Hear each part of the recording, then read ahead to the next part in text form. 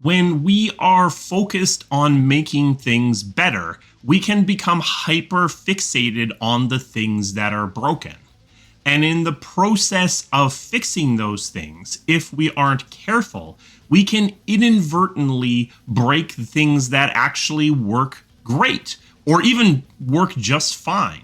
This can be extra true when we have big direction changes or when leadership changes. When new leaders come in, they often have an instinct to burn down everything that was in order to put their own stamp on things, especially if they were brought in because there was a problem before.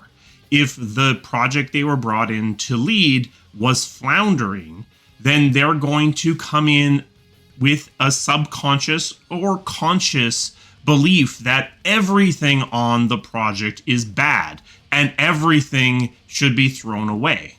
But the ideal thing to do is to figure out what's there, figure out why decisions were made in the way they were made, and then potentially burn everything to the ground, or preferentially only remove and change the things that are actually broken. Decisions are made for reasons. And if we don't understand the reasons those decisions were made, then by reverting them, by changing them, by blindly fixing the things that are broken without cataloging the things that are fixed, we can do way more damage. We can end up in a worse state than we started. Projects that have long histories, projects that have pedigrees, have certain innate expectations about how they're supposed to work, about the features they're supposed to have. And those features can become almost dismissed within the development of subsequent projects because they get forgotten about. They get assumed to just sort of be there. But if we come in with a grand new direction for something that is connected to those ingrained features in a way that we don't understand, we can break that.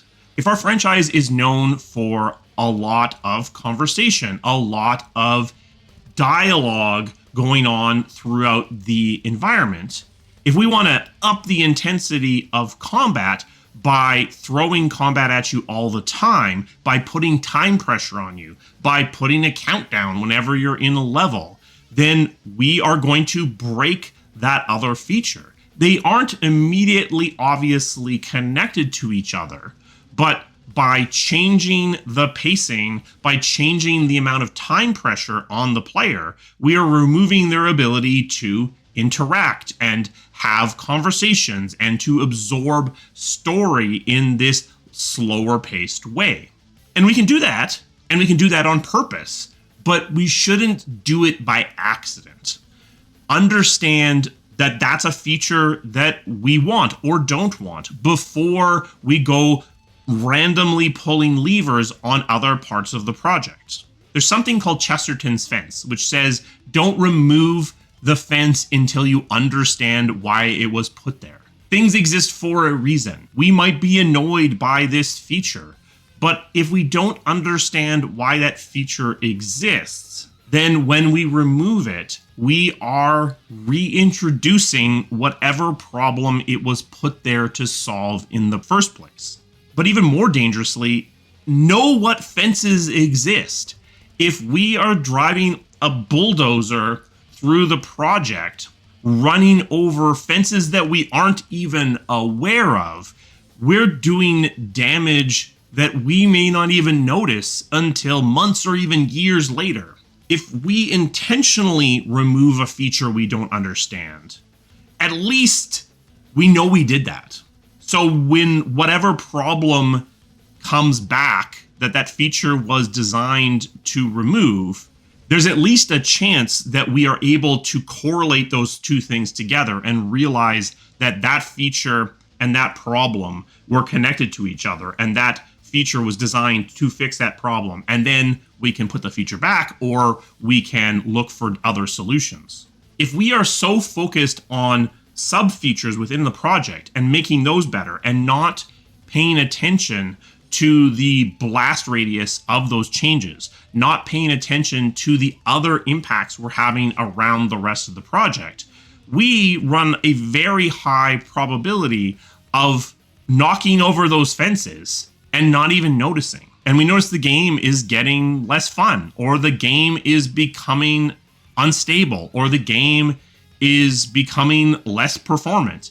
And hopefully we notice right away and have the self-awareness to stop and think about what's changed recently and why this impact has occurred. And hopefully maybe we'll notice the fence we ran over 20 feet before.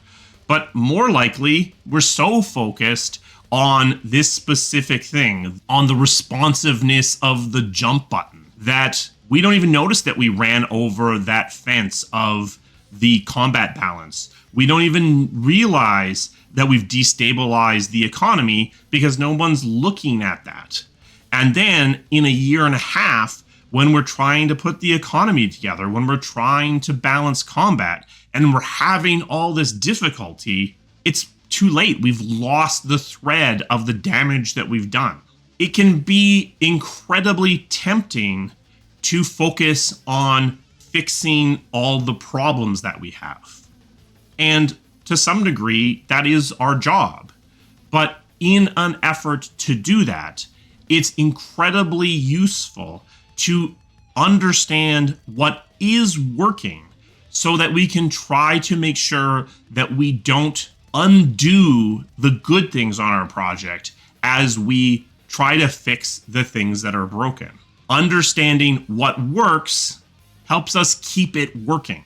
And if we don't do that, we can go from a project with 5 working things and 5 broken things to a project with 5 different broken things and 5 new working things. And we can just swirl back and forth, breaking and fixing things without ever really making a ton of forward progress. And this spiral we can end up with is an incredibly inefficient way to develop a game. Sometimes you need to take a step back and look at the project as a whole, understand the interactions of the different features to make sure that when you're changing one thing, you're not breaking something else. My pathologies, my biases run the opposite way. If I'm going to fall into a trap, I'm much more likely to fall into the trap of trying to fix the thing that we already have, over respecting the decisions that have already been made. But for me, that makes more sense because at least in that way, you are making forward progress.